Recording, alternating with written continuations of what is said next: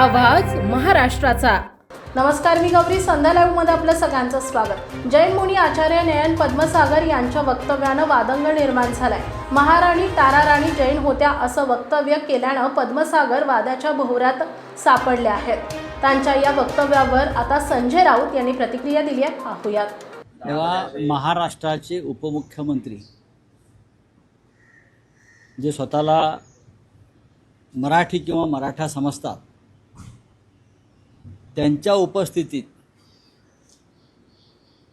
महाराणी ताराबाई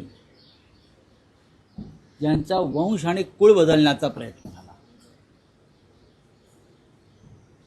आणि राज्याचे उपमुख्यमंत्री शिंदे यांनी त्याच्यावर साधा निषेध केला नाही। महाराणी ताराबाई, तारा राणी या जैन असल्याचा साक्षात्कार काही जैन मुनींना झाला।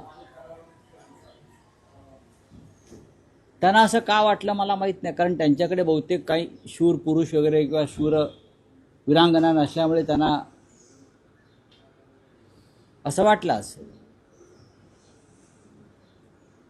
महाराणी तारा राणी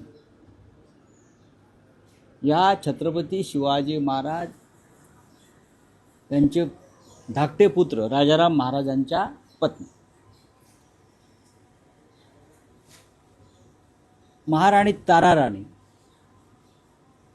ह्या हंबीरराव मोहित्यांच्या कन्या। सरसेनापती हंबीरराव मोहिते, हंबीरराव मोहिते हे शिवाजी महाराजांचे सरसेनापती होते, त्यांची ही कन्या। आणि या तारा राणीनं औरंगजेबाशी प्रचंड मोठी झुंज दिली। म्हणजे हंबीरराव मोहिते जैन होते का काय? हिंदू मराठा कुळात तारा राणीचा जन्म झाला आणि त्या शास्त्र धर्माला जागून त्यांनी हातात तलवार घेतली आपल्या राज्यासाठी आणि धर्मासाठी। पण आता संपूर्ण महाराष्ट्राचं एक प्रकारे वेगळ्या पद्धतीनं धर्मांतर करण्याचा प्रयत्न फडणवीस, शिंदे आणि सुनेत्रा पवारांच्या राजवटीत सुरू झालेला दिसतो।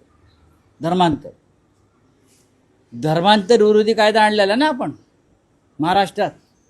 ताज्या आणि महत्त्वपूर्ण बातम्या पाहण्यासाठी आजच आमच्या संध्या लाईव्ह न्यूज चॅनलला यूट्यूबवर सबस्क्राईब करा आणि बेल आयकॉन प्रेस करा।